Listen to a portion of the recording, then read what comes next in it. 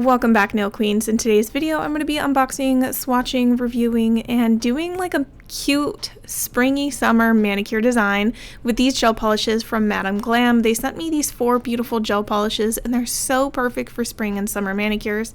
So I have the perfect inspiration for using these colors in a mani design. So I'm going to be swatching these here on camera, but I wanted to tell you guys about this shopping event that Glam is having. It is a 2-day sale where you can save 50% off with a minimum of 3 products in your cart. Usually Glam only has a 30% off sale to regular customers. You have to be a VIP in order to get like the bigger discounts, but the 2-day sale applies to anyone who's got 3 or more items in their cart, and you can save 50% off your cart, which is a rare discount that you don't give out often. So if I were you and you love some of the colors from Glam, I would definitely pick those up during the 2-day sale. And I have another favorite from Glam that I love using it. It's their soft pink. It's like literally like a kind of sheer pink gel polish. So here are the 4 gel polishes that they sent me, and I'm just swatching them. You can see how much good coverage you get in just one coat.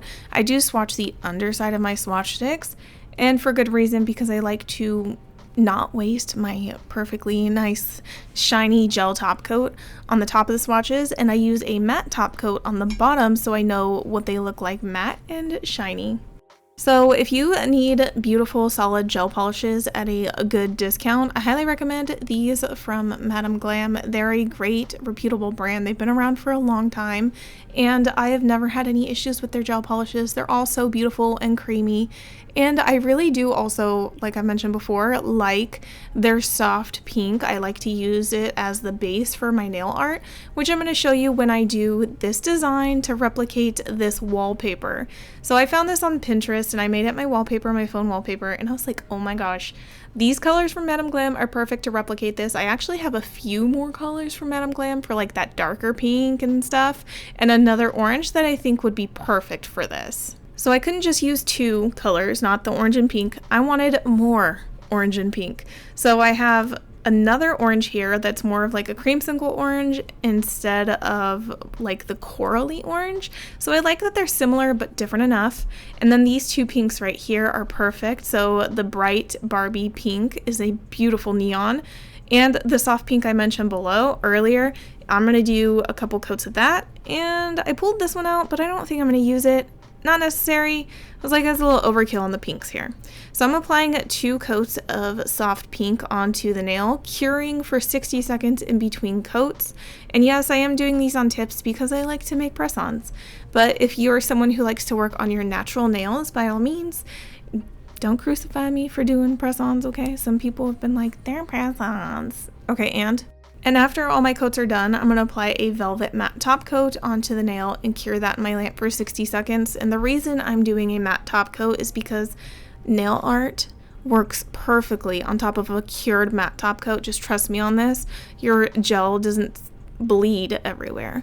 And I put it here in my little flash curing lamp so you could see how it goes from shiny to matte, to see how fast that like chemical reaction happens when it starts to cure. I think it's so cool seeing the lamp in action and just the gel doing its thing. I pulled out 3 sets of dotting tools here. I have these from Kimber's Creations. They're dual-ended, so you just flip them over. You got the thicker ball bits on one side and the smaller, tinier ones on the other side. So I really love these dotting tools here, and what I'm going to do is I'm going to put all of my gel polishes here on this piece of tile. So if you don't have like a nail art palette, tile works great. And then I'm going to use the big dotting tool, and I'm going to put a couple colors in other like different areas. So you're going to see I went from pink and orange. I'm using the larger dotting tool because I want larger petals. And then when I switch to a smaller dotting tool, it's because I want smaller petals. So I'm just doing 4 colors on the nail. I'm going to cure that for 60 seconds in my nail lamp. After 60 seconds, I'm going to start working on the big ones, and I'm going to pick a contrasting color to this pink. So I'm going in a darker pink to create dots around the circles that I just painted. And the reason I put those circles down first and cure them is because they help serve as a guide for where I'm supposed to put the rest of the dots around. I've tried doing it before without having a center dot, and I don't know what's going on. I just go all over the place, and it ends up not looking like a circle if I don't have that center dot as a guide.